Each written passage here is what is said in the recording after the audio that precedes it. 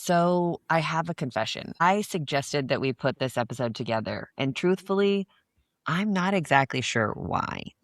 Space has never really been my thing. Like, it's always just been there. I even went to a school that was named after one of the astronauts who died in the Challenger explosion. I lived in Waco for several years while SpaceX was literally rattling friends of mine's walls with testings. I lived in Houston, home of NASA, for years. Hell, I dated the son of an actual rocket scientist. And still, to me, space just kind of existed in my periphery. Sometimes I check an app to see where the International Space Station is. I like watching planes and what's going on in the sky for some reason. I like to look up at a clear night sky just to see what I can see and if anybody's moving around up there. But this past week, the Artemis II launch came up and it made me want to ask the question that I never really sat down with. Why don't I care about this? And maybe more importantly, should I? On the other hand, space is definitely my thing, or one of them at least.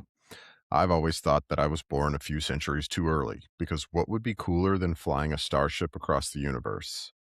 TV, movies, books, even music. I absolutely consume sci fi content and wondered what it would take to make many of those things, like starships, warp drives, and exploration, a reality. The sheer scale of outer space, bordering on incomprehensible, means virtually endless possibilities. But growing up, real world application just wasn't really there. There's so much out there that space could be the answer to many of our world's scarcity issues, but science, economics, and materials weren't there to make broader space exploration viable. And don't even get me started on profitable. So it seemed to be on the back burner, waiting for us to catch up. And it seems like we might be finally starting to do exactly that, or at least taking steps in that direction again. I'm somewhere in the middle of these two, and I can tell you why. Space has been woven into my life in ways I didn't always recognize. My mother basically only watched Star Trek. I remember taking her to the first Star Wars movie, the first one.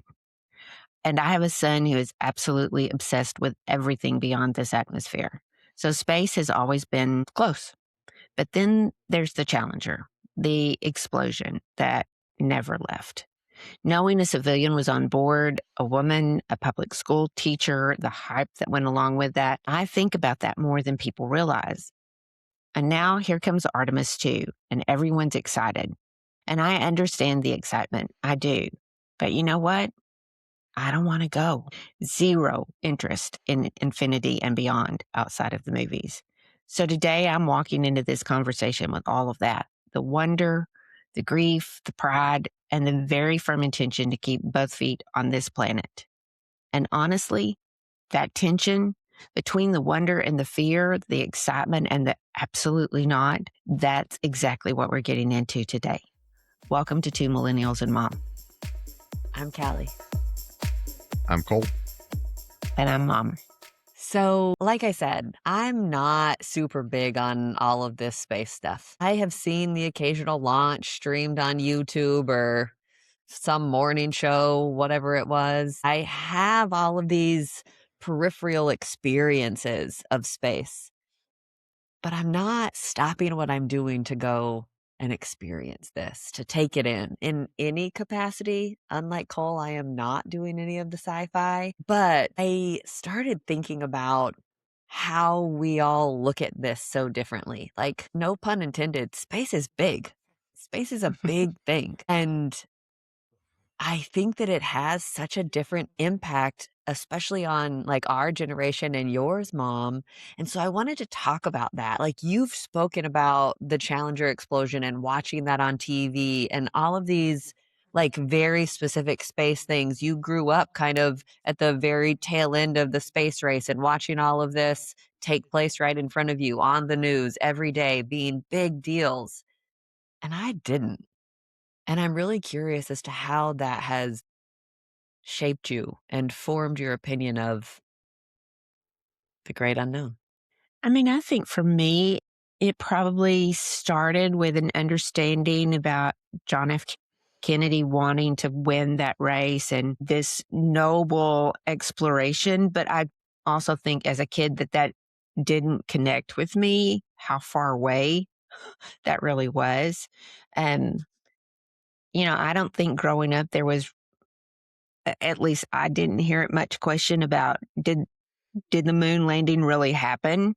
That came much later in my life and probably, really in y'all's life. And so, I mean, it was a national goal, a pride to get to the moon and that we could do this.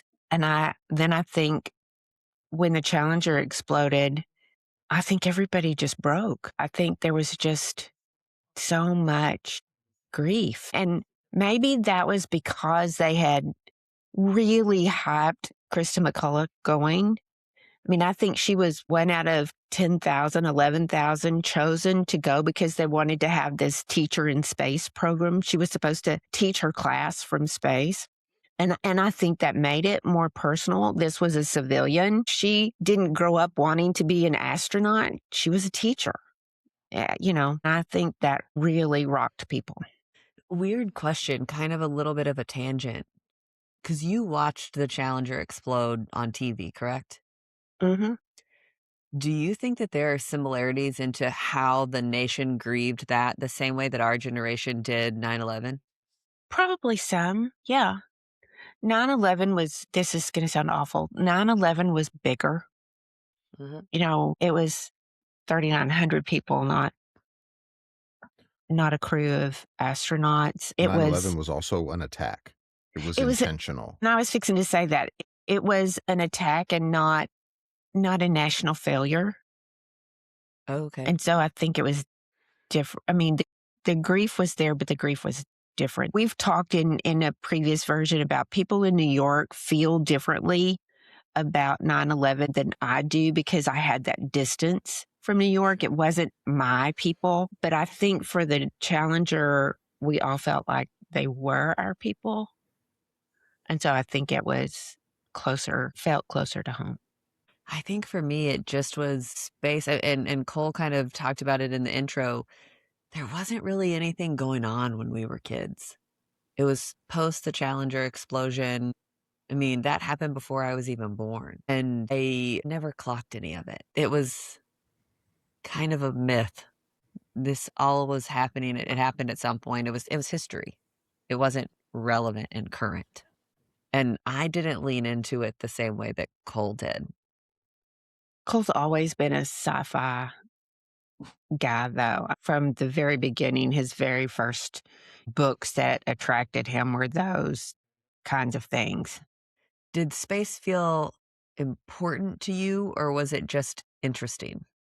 I mean, as I was a kid, it was more interesting. The more I learn, it's both. I mean, Callie, you mentioned earlier that it's really big. It's literally the biggest. I cannot wrap my brain around, like, "Mom, you're talking about Artemis II, and nobody's ever gone farther and all of this." And I'm just like, "I don't how can they do that in a week? I don't get it. It does not compute. I don't get it. And see, I I cannot think comprehend." being on the far side of the moon is the part that kind of freaks me out about that whole mission because, and maybe that's because of Apollo 13 and them having to ricochet around and, that being part of that movie and the intensity with that. And I mean, the dark side. And I don't know. We were watching something the other day and I said, would you ever go? And you looked at me like I'd asked the strangest question. And I never thought to ask Cole, probably because I know Cole would get on. I mean, today, if you would say, hey, we need one more, let's go, he would jump on there and I would be in a total panic. Do you think that that would still be the case had you not seen the Challenger explode? Probably. I mean, probably. That was so traumatic. I mean, it's that part about you've watched so many liftoff and they've all been so uplifting and, celebratory. And then it explodes and you're just sitting there thinking, what just Got happened? punched. Yeah. I mean, it didn't feel like reality. You, Mm. you literally thought, what is this? And then the reality came and Yeah. zero survivors. To kind of tie it all together, looking at it from like a 30,000-foot view. Mom, you talked about Kennedy and this national desire to win the space race. And I think a lot of that stems from like just the general American mentality. How did America become what it was originally? Manifest destiny. Mhm. And after that, what's left? So the next thing, the final frontier, okay, now we have to expand into space. And the Challenger was almost like the universe slapping our hand and saying, Pushing back. you're not ready. Yeah. Mm. Well, and I really do. I think you combine that with we've spent years watching Star Trek, and y'all, you just have no idea. My mom was not a TV person, but she watched Star Trek.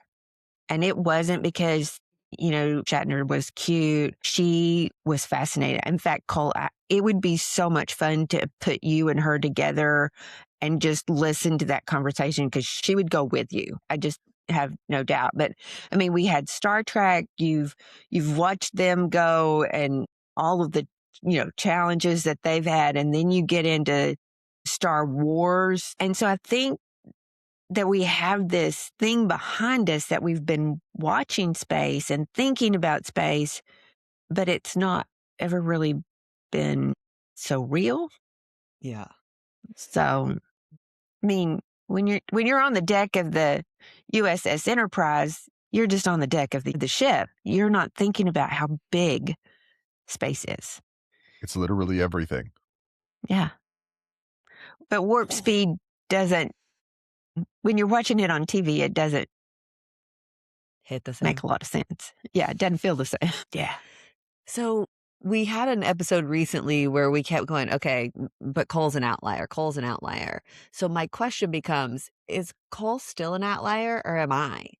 Because I'm really curious if this is a conversation that is happening and I just am not part of it. I'm not in that circle. I don't know how that all really works. Is that something that people are talking about regularly? Was it when you I were mean, growing up? I have definitely heard multiple people say this week, both in more mainstream settings, like on a podcast, and just in a conversation at work. Why does no one care about this? Why is no one paying attention to this? Oh. Interesting. And see, I think people have been paying attention to it. But not at scale. Some people, sure. Yeah. I mean, I didn't and get I up would and say watch I'm it. aware of it, but I haven't researched it or dug into it or,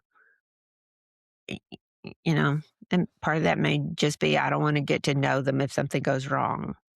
I can tell you that in my head, I keep seeing Tom Hanks and during that critical part of Apollo 13, I keep seeing that and thinking, are we going to have another one of those? Is there going to be a movie about this, sometime later on? I mean, hopefully not. And here's why I say that, because that quote unquote excitement, that's when shit's hitting the fan. Yeah.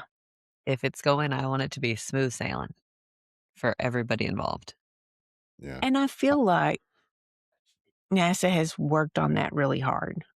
which I'm sure that lots of people appreciate. Yeah. I mean, like, I feel as if I've almost detached myself from like the reality of current space exploration because I've been so transfixed on the fictional side of it and like thinking about all of these massive things that are possible that it's like, okay, wake me up when we get to Mars.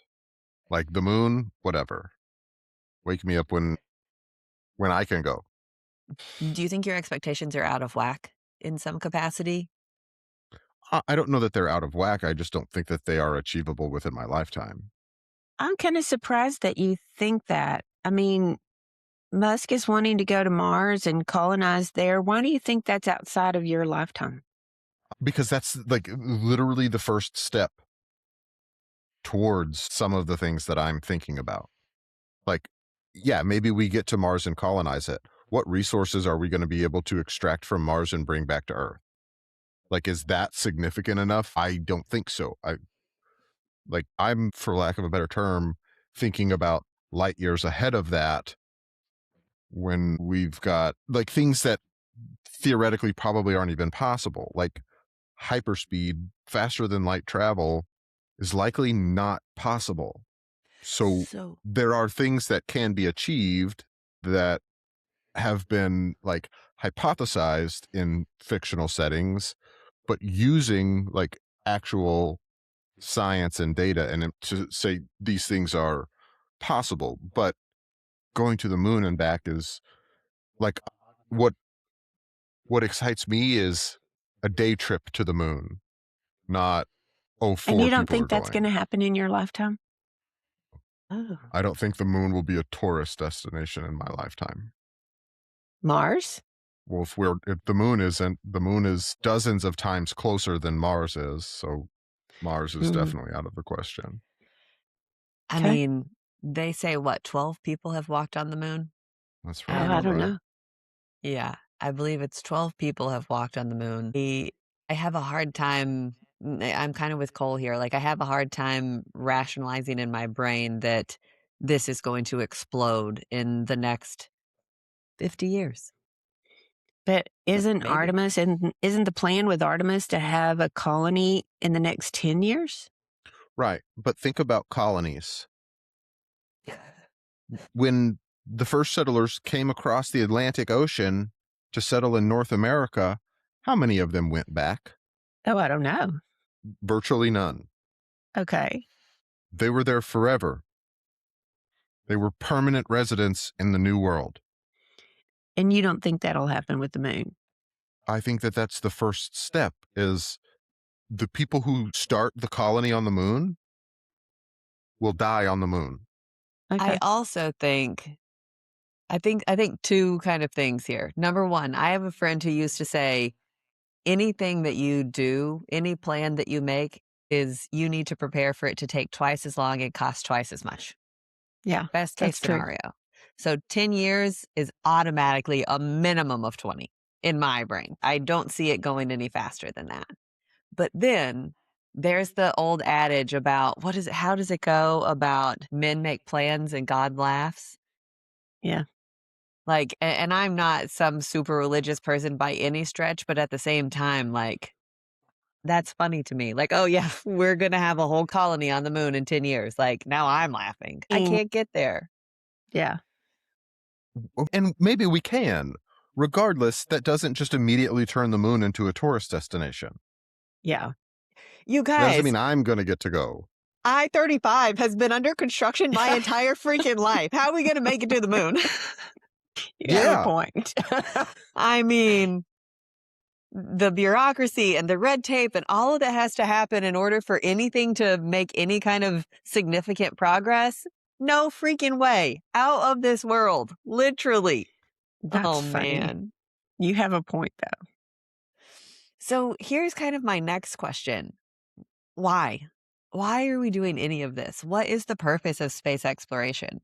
Oh, well, I mean, there are lots of reasons why space is eventually going to be a necessity, not a desire, a necessity. I hate that part. Well, resources are not infinite. I know. And we I are know. a species, as many other biological species, that has a tendency to increase our population. Now, I know that we've talked recently about declining birth rates. Sure, in the short term. In the Oh, yeah. long term, we have a non renewable resource that our entire world economy runs on. Eventually, we will run out. Maybe not in our lifetimes, maybe not in our kids, but again, not a renewable resource. So eventually, we will have to find other resources to utilize. There's only so much iron on the planet Earth, there's only so much gold. I keep thinking that if we continue to ignore the things that we are ignoring, that eventually we won't have a choice. We either die out or we explore, we go somewhere else to do that. And Cole, you had a conversation with us last night while we were talking about this, about whether we were really native inhabitants of Earth. Yeah, I mean, Total tinfoil hat moment, guys. But yeah, there is a conspiracy theory that we're not even from here. If not here, where? In the specifics theory that I was referencing, we're not really from anywhere. We are a genetic experiment by a race called the Anunnaki from a planet called Nibiru. I gotta go get the aluminum foil. I mean, it is out there, but what if it has any basis in reality? And I mean, there's always been the question of, are there other people out there? And certainly science fiction wise, the stories are there. I talked to someone at work this week who does not believe there is other intelligent life in the universe, and that absolutely boggled my mind. Yeah, me too. You guys, we can barely handle illegal aliens in this country. How the heck are we going to handle last frontier aliens? What Well, if we are the Callie, illegal I was about to aliens? say, we might already be. Yeah. Yeah, and you see how well that came out when America was formed. Now let's go colonize the moon. It's going to be great. Yeah, 10 years, Mom, totally. For the colony, for the first colony. Yeah, but if there's other life out there, they're already there. They might not Maybe be. not They on could the be somewhere moon. else. I mean, as Maybe. Cole said, this is a big space. Literally all of it. Again.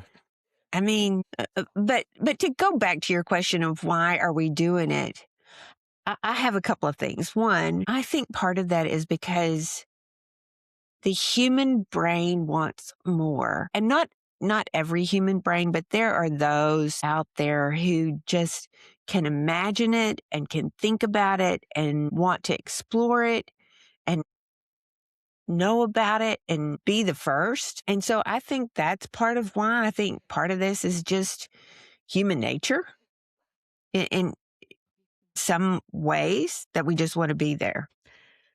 I think part of my human nature brain is broken. Like, we suck at contentment.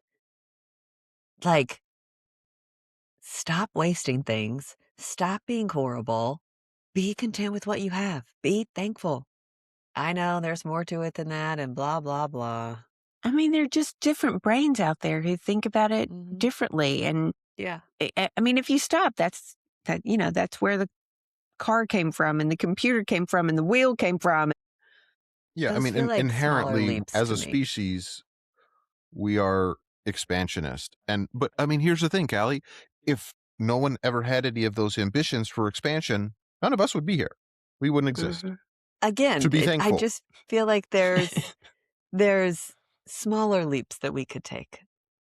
This is freaking huge. Again, if any of the leaps that we had made had been smaller, none of us would exist. But I think we're a perfect example of this. Cole is the one who could take the leap. I'm not. And so I just think it takes different people to be able to do this. And I really thought about this seriously this week as Artemis was getting ready and as you saw these astronauts. And I thought, how do you do this? How do you crawl in a machine that nobody's done this in how many years? 30, 40 years. And go farther and faster. What does it take for you to have the kind of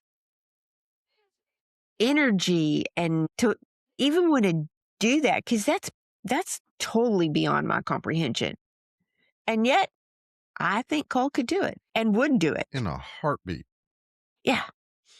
And so I think that's part of the fascinating part is the degree that people are different about exploration, something new. And yet I'm really grateful because I think there's a lot of things that came out of the things that NASA did that we, like Cole said, we wouldn't have if that had not happened.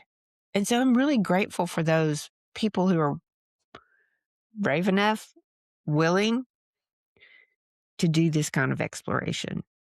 Do you think that this should be a global effort. We should combine resources with everybody else and say, hey, let's figure out how to get there. Or should we go back to the competitive nature of the space race? Who can do it first, fastest? It feels Well, I dangerous to mean, me. I think you can actually have a little bit of both there. Now, should it be an exercise in global cooperation? Yeah, probably, but good luck. I mean, solving world hunger and curing cancer should be too, but we can't get together on those. Ending resource wars should be a global effort, but we can't seem to figure out how to do that. Yeah. Yeah. So, like, should we and can we are two very different things. I don't know that we're capable of that as a species. Do you think that it feels different now that private companies are involved? You've got SpaceX and Blue Origin and things like that who are throwing money at stuff without quite as much bureaucracy that NASA had? I mean, I certainly think that that is one way to grease the wheels a little bit.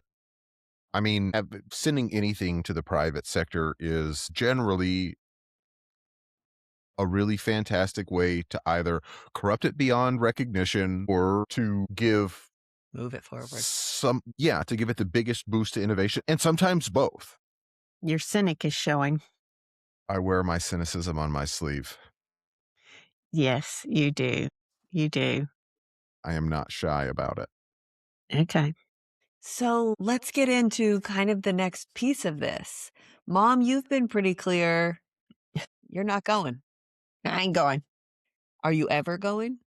Yes, I could see me going, for instance, if, if there's colonization on Mars and Earth is deteriorating or something along that line. I mean, if it becomes commonplace, like taking a flight from Florida to California, yeah. Do I want to be the explorer who tests that out? No. I'll go today. We've been sitting here having this conversation, and I've gone back in my brain to our sword mentality discussion that we had here however many months ago. I think Cole is willing to be the bleeding edge. He'll figure it out. He'll go. He's willing to do it. I think I'm more of the leading edge. Like, okay, I'll take a little bit of a risk. Like, yeah, let's do it. And I think mom is going to be the Wait other for the part cutting of that. edge. What? Waiting for the cutting edge. Yeah. Waiting for the cutting edge. I hate that. Do you though? Like, what would Sorry. it take when it is more commonplace, such as taking a flight from Florida to California? Like, that's what it is. That's the definition. I still hate it. Why? Don't like that about myself. It feels old and close minded, and I don't like that idea. So, Get on the ship. I mean, you made a comment a second ago about if you were running from something, if the world was deteriorating, then you would go. Like it feels kind of last resorty. What stops you? Oh, fear, just the unknown, I think. I mean, I have never had that risk taking gene. I just don't. I'm not a gambler at all. I mean, the only time I've gambled has been with nickels, you know? I'm just, I'm not a gambler. And I think Cole is much more of a gambler. I'm much less risk averse than mom. So, with kind of that taken into consideration, mom, that space is not really your idea of a good time, but an escape if it has to be, a last resort. Would you ever hop on a one-way trip to Mars Maybe if Earth was blowing up. just as a last resort? I mean, is there a shopping mall there or a I was just thinking, I Dairy was like, oh Queen my or a God, Starbucks or something that I want to we're go going to for? have it fully commercialized in order for mom to go. I mean, can my dog go? Are we going together or am I the only one going? I mean, Mom has questions. Yeah, so I know it sounded a little bit like hyperbole earlier when I said, wake me up when we get to Mars. like the reason space exploration is so fascinating to me is because of the freedom that I envision with that. Hmm. I want to be a Han Solo. I want to have my ship and go wherever I want to go. I don't necessarily want to be a colonist. I want unfettered freedom.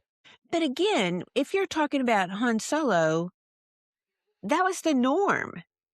I mean, that wasn't Yeah, him. that's exactly what I mean. He Several wasn't going, centuries too yeah, early. yeah. So if Earth became uninhabitable, who gets to go? Well, isn't that the story of paradise? Well, that's worked out so well for them. They didn't leave Yeah. Earth though. So I mean, sort of. They left Earth as we know it, but no And spoilers for those who haven't seen it, but there was a system of choosing who got to go. sure. And like I mean, ideally, that's not why we're going to space and becoming starship captains. Like I'm not saying I think the Earth is going to be destroyed, or I want the Earth to be destroyed to force us into space. I just think it would be really cool to go and explore space, and I don't yeah, think that that will be ready within my lifetime. Maybe we'll figure cryogenics out, and I can freeze myself. you go for that. I'm not doing that one either. I just can't figure out, like, again, we as a civilization globally, we can't figure out how to work amongst ourselves. How the heck are we going to start moving people and deciding Americans get to own Mars and the Chinese get to own the moon and the Russians get to, like, we can't figure it out here. How are you going to add extra space to this? The same way they did it in the colonization era. Whoever gets there first. Our fights for it longest. And I was just That's sitting the here thinking while point. you were talking about that. I mean, we are so prejudiced now. Can you imagine what we would be over aliens from Mars, but they look different from Venus? And I mean, can you imagine? Yeah, we can't handle two different skin colors. How are we going to have two different heads? Exactly. I mean, Cole, there are people who could do that. And then there are Sure. people who are just going to cause problems the whole time. Welcome to existence. It's always been that way. It's never going to not be that way. Oh my gosh. So, Cal, you have an interesting question here about should we be spending billions on space when we have so many problems on Earth? I'm curious how y'all think about that. Well, will spending those billions result in solving any of the problems here on Earth that you're referencing? I mean, it could. It has the So I guess the possibility. answer is maybe. Yeah. Dang that, maybe. I mean, I think that it all comes back down to we don't do a good job at determining and working towards shared priorities. Hey, the goal is to keep the human race intact. And this is what it takes to do that. I think that we are driven by and motivated by greed and ego more than anything else, which I find repulsive. And the moment that you start applying that to a big question like something like this, I kind of shut down. I don't think that we can do it here. I don't understand how expanding the space in which we are fighting over, the resources in which we are fighting over, is going to have any better outcome. I don't think that even if you were to just say, oh, well, only billionaires can go, I think it's still going to devolve into this shit show. Started to say, do There's you no think more it matters decorum who gets there. there first if it would be different? No, I think it's he who has the biggest stick because we are driven by greed and ego. Because Sure, but just compassion is because something not. is driven by greed and ego doesn't mean they can't also be compassionate. Those things exist in tandem all of the time. I think we do a really bad job of displaying that. And I think that Sure. you're right. There are situations in which they do function in tandem, but I don't think that that's the majority. And I So Well, don't I think does, that that's the majority in control either. I don't disagree with you, but is this not just another trolley problem? I don't disagree. okay. I have a question though, Cole. When you talk about it or you think about going to space, do you do it without thinking about all of this? I mean, is it a Cole, you better can hop on the world? next flight, but you're not gonna ask any questions about what the rules are, what you can and can't do, how you get to live your life in those moments? Sure, I would. I'm not going I to guess sign up to be a prisoner just so I can go to space. Like, that's not what I'm saying. yeah. Again, I'm really I want wanting to. unfettered freedom. That's what you see it as unfettered freedom. Are you alone? Maybe. Maybe Oh, sometimes, maybe not. There are times where I'm alone here. yeah. I just don't think that that's realistic. Oh, I think it could be realistic. I don't, Wake because me up when it unless is. That's what I'm saying. I mean, I get that, but I think even then, I don't think that that's a reality that will ever come to fruition, because there's always going to be somebody who needs to make the rules and somebody else who has to abide by them. And so when we can get there, okay, fine, we can wake you up then, but what does that world on Mars look like when it's easy and everybody can go and there still have to be rules? That is How civilization. society works. Yeah. But if we're talking about, I mean, if you just take this galaxy and the size of it, for example, if I have a starship, who can follow me anywhere in the galaxy to enforce those rules upon me? Anybody who wants to, because there's no rules that say they can't. So, okay, for example, you're going to hop in this ship. The world is deteriorating. So, mom's coming too. Who gets to decide which way we go? Not me. As a small group, why can't we decide together? I've I got a mean, space minivan. maybe we can, but she complains about speeding down the highway. You think going Tough. light She can get speed her is own going to space work? minivan. Oh my gosh. Don't pick on me. I Sure, just, it's not I just, realistic. I understand that, which is why I'm saying wake me up if it ever is. yeah.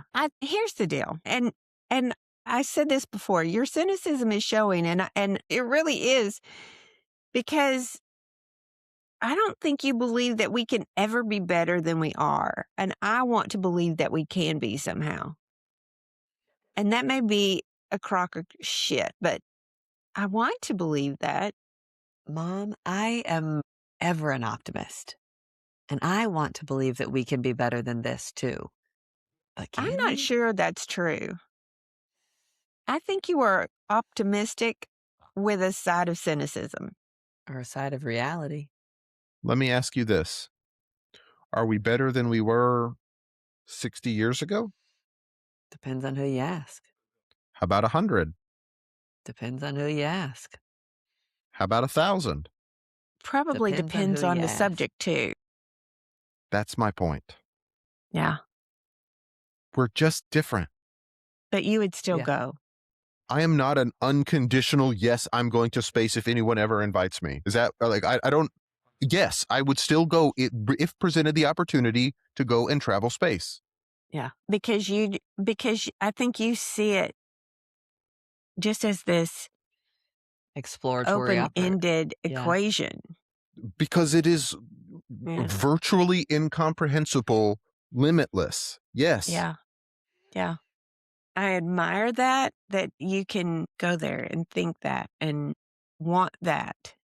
I think that's pretty impressive because I think it's going to take that for us to go somewhere and be better.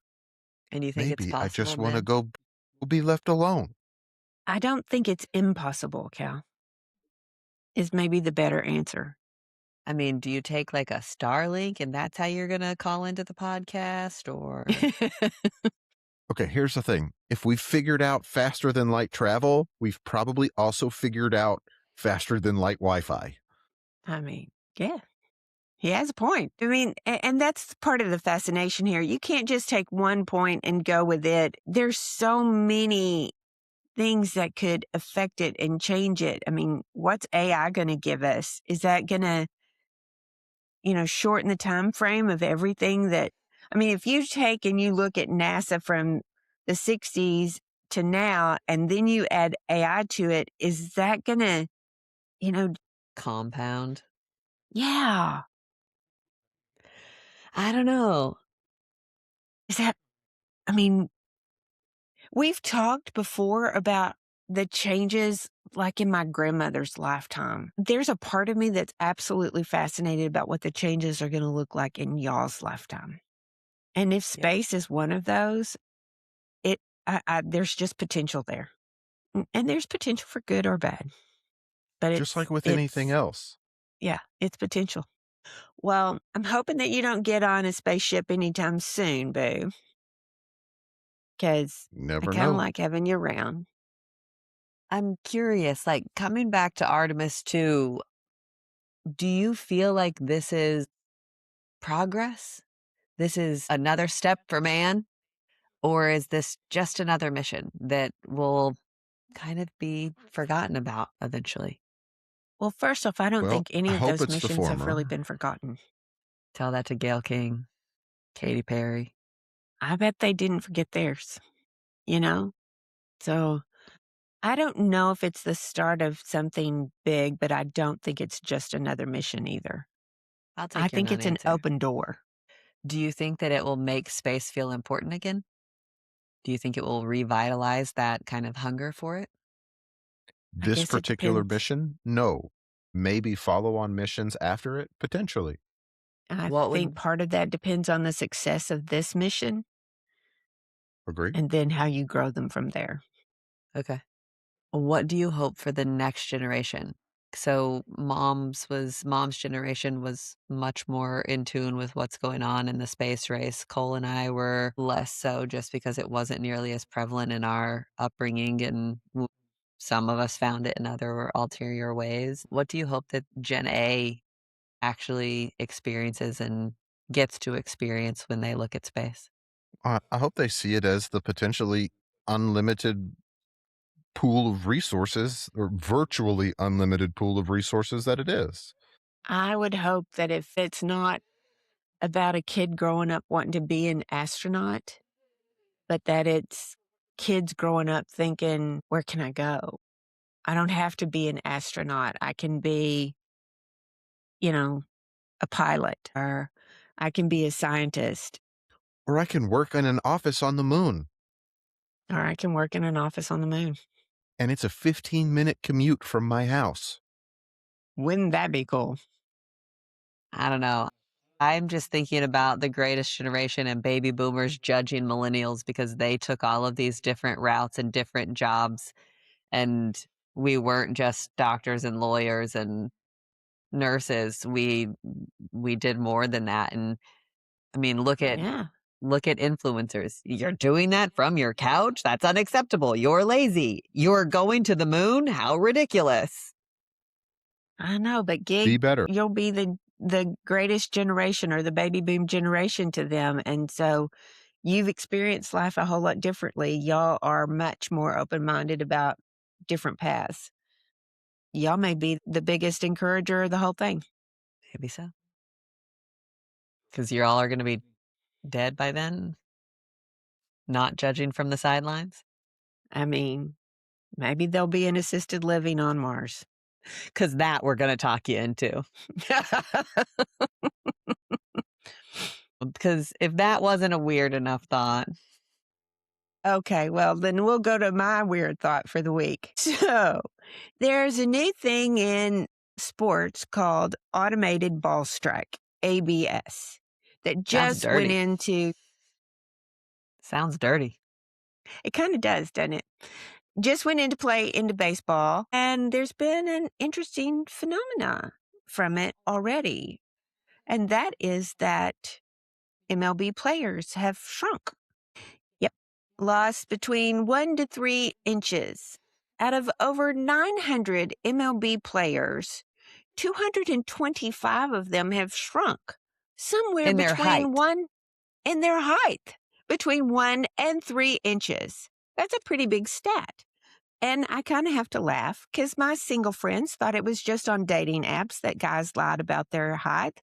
But because of the AI features for this automated ball strike, and you have to have exact heights in order for it to work correctly to make this strike zone individual for each player, well, turns out listed heights weren't in their official stats. Guys, Oh my God. here's the thing. Tell the truth. You just have to stand up for the truth to be evident or to strike out. So these are the, what did y'all call them? Like the robo umpires? Yeah. It's a challenge system that they're adding to MLB because there is so much notoriety in umpires not doing a very good job of calling balls and strikes correctly.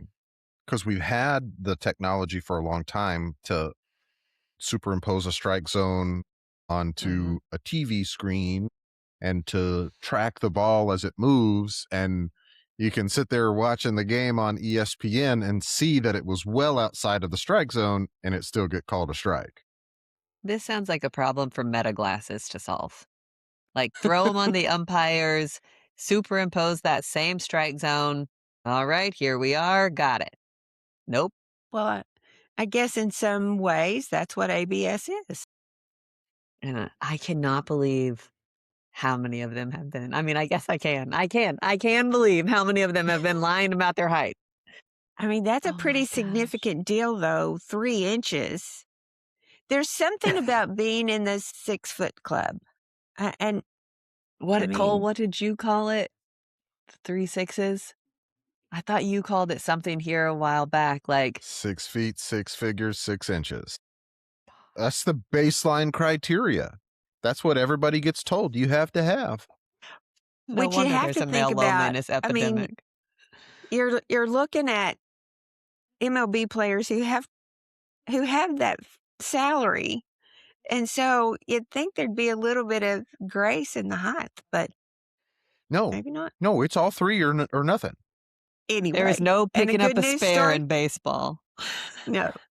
Okay. So, good news this week. I thought was really interesting. It's not final, it's still in the works, but it's very definitely giving work smarter, not harder energy. And I'm super pumped about it. So, the state of Montana is taking a swing at Citizens United, but not by going head to head like everybody else has tried and failed to do.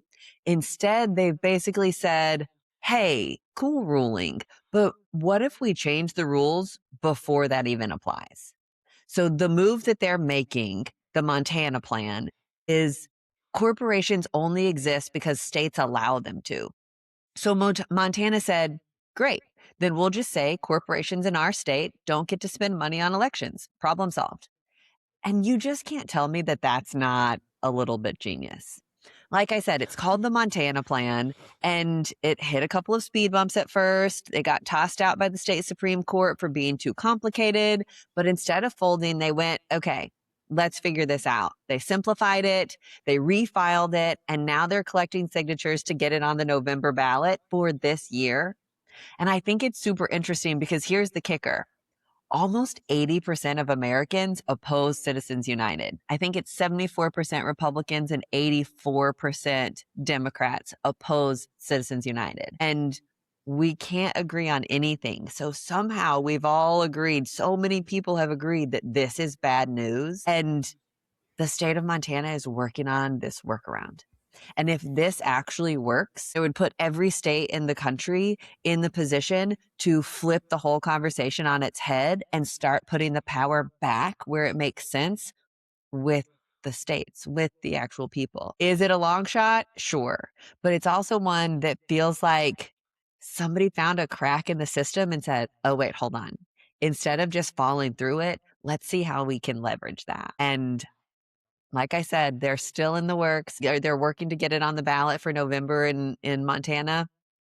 And I absolutely, undoubtedly think that it is a situation that should be making headlines. And I am very, very curious to see where it goes and how it lands. So, but just in case somebody doesn't know, give us the Citizens United, Rundown. rundown. Corporations count as people. The government cannot limit a person's freedom of Access to speech, free and speech. monetary donations are considered speech. So that's opened it up for corporations to donate almost unlimited amounts of money to political Campaigns. campaigns. But this, that was a Supreme Court ruling. And to come back and to have the Supreme Court re-look at that would take an exorbitant amount of agreement between all of the states to say, hey, we disagree with this. It's almost impossible for that to be brought back to the Supreme Court, except Montana is doing this, which probably could bring it back to the Supreme Court, and that would make Citizens United be reviewed. And I think that's an amazing thing. More than that, Mom, it's not about taking it back to the United States Supreme Court. It's about the definition of Circumventing what. it. Yeah, about completely circumventing it altogether, the Supreme Court. So it's about what each individual state, how they want to treat these artificial persons, which is what a corporation is classified as. So they can say, hey, we're going to make these rules, these laws that artificial persons have to abide by. And then we don't have to go to the U.S. Supreme Court at all. I think it's genius. I'm I super absolutely excited. think it's genius. And if it could get rid of Citizens United, that would be amazing. I mean, at the very least, if it could start rocking the boat, it would count. Yeah.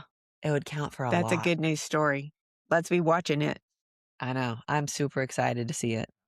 So here's hoping they make some great progress. Go, Montana.